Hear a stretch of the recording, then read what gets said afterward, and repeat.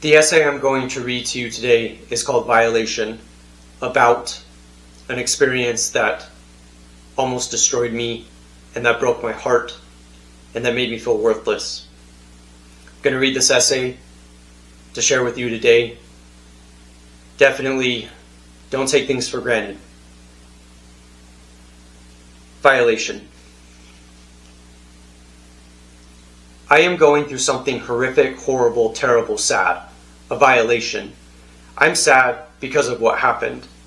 I recently got back from a great sabbatical to rest and refresh, and I'll never forget coming home ready to relax and readjust, only to put my key in the slot and turn it easily. And I almost panicked.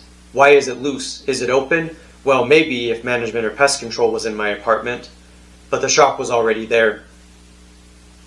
I opened the door, and there are clothes scattered all around, and I know what happened, a break-in with major theft, vandalism, and violating. Clothes are scattered everywhere. My clothes, and the clothes of the intruders, and I am in disarray and shock. I look to see that my television is gone, my couch a mess, the place is disgusting and impossible, even though I left with the place spotless. My guitars are gone, 2 electric, 1 my favorite 7-string guitar, plus the very nice amp and my acoustic. My camera is gone, my light for my camera for YouTube.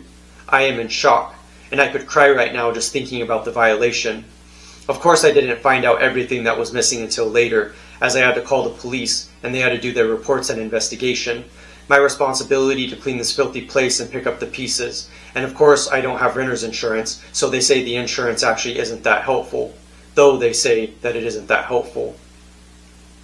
After talking to the police and doing what I needed to do as far as legal things are concerned, I walk into the apartment and see it's all gone. My flash drives with my life's work, my archived YouTube videos and all of my writings, both flash drives gone, for good, plus my social security card, my bike, my comforter for my bed and a special blanket, so many of my clothes and shoes, some petty cash and coins, private things, and I am devastated.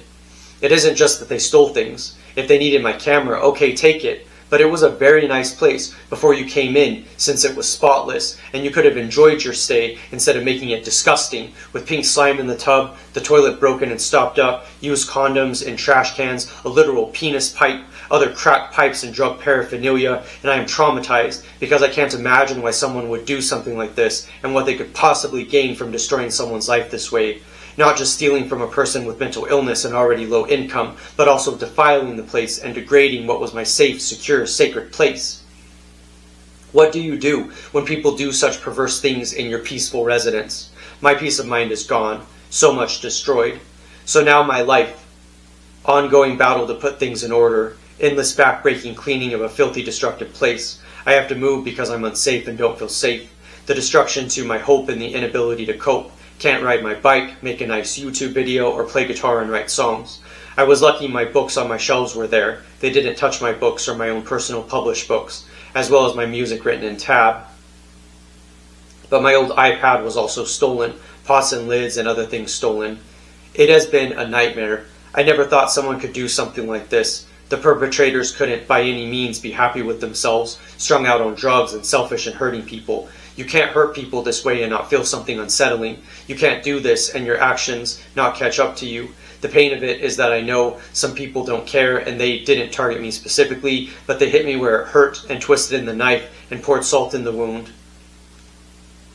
They knew what I looked like as they had their bizarre drug and sex parties, tearing up the place and destroying it all. But no one knew anything.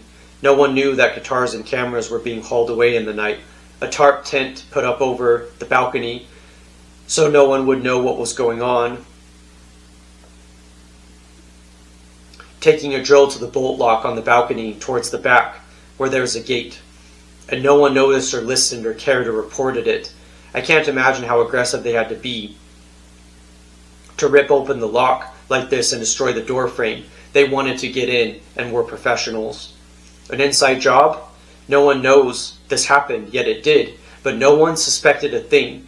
They were thorough and used my own sanitizing wipes to wipe away fingerprints, so no evidence, and of course no renter's insurance because I can barely afford my car insurance. So, as this happens, I can't play music, I can't make YouTube videos, and I'm limited on my time, and trying to scramble my will together so I can go back to work on Monday. It is a really painful thing, and they twisted in the knife and defiled a sacred place. Of course it hurts, but I'm also off and on with my mental stability, having multiple meltdowns where I get upset and start yelling about my suicidal ideation, a place where it'd be easier to escape my body, to not feel the intense pain I'm feeling from something so cruel and how much this hurt me. But everything I've done in my life, like working with addicts and homeless folk to help them through their difficulties, yet it's something where now all that work doesn't seem to matter. You can't change the world, and you can't change people, and you literally can't change, as in this extreme case, psychopathy. But it's nothing personal, and I should just be grateful. But I'm hurt the way this takes a toll on loved ones, and I do take it personal, because it is personal. They targeted me. What they most likely did was surveil the place and realize they could break in. They realized it was a free buffet, a free-for-all, and things can always be worse, but this is worst case scenario for me. I become a different person, and there's nothing I can do about it. I couldn't control the outcome. I made sure my place was safe. I made sure that it was locked. Check, double check, triple check, quadruple check, and still felt like I was missing something. I can't believe it. I can't understand it. I don't know why people would do something like this. And it was more than one person involved. It had to be. How do people commit conspiracies like this? It's something in the movies. It has to be the level of viciousness and planning. But what's crazy is that even what might be imagined as a standard break-in wouldn't be this bad, because it would be some theft, and maybe they'd leave most of it alone. They wouldn't have orgies in someone else's home. It's sick, twisted, perverse, sadistic. I can't even imagine that there's any way in dealing with such trauma. How do you deal with something so horrible? What do you do? What do you do? I don't know. No one really knows. No one knows what to do. No one knows why this happens. And yet, it does happen. It's just life. It's just the world. And it's my responsibility. I have to clean the place, replace items, deal with the pain of violation, where I feel like this was something that could have been prevented, but I have felt limited due to my limited income and struggles with mental illness, that I don't often see myself as having a lot of choices. I can't control the world or the environment or the super sketchy, drug-infested, crime-infested area, but I can control my home and my internal environment, and now I can't even do that. The pain there is unbelievable. Making choices not just because of money, but because I want to help people. Writing, working, whatever it is I do with my art or my life, and knowing that while it may not have been personal to me specifically, they destroyed me and have made me question every choice I make. Because my life is a life of service, and that's because I care. But why care when you just get screwed? I can't imagine how people do things like this and live with themselves. I think people benefited from this. A perverse pleasure in hurting something so significantly and literally getting away with it. It's nuts, psycho, crazy. They get away with it. People can break into my home and steal everything and trash a lovely place and space, and there's nothing I can do. It's unbelievable. I can't imagine how things like this happen. I don't understand how this is the standard or the norm. I don't get how this is normal. Why have people become this way? It's a violation. It's miserable and cruel. They were not just mean and assholes, but also were vicious, malicious, and malevolent. I don't get it, but people benefited from this crime, as minuscule as my assets are. But what do you do?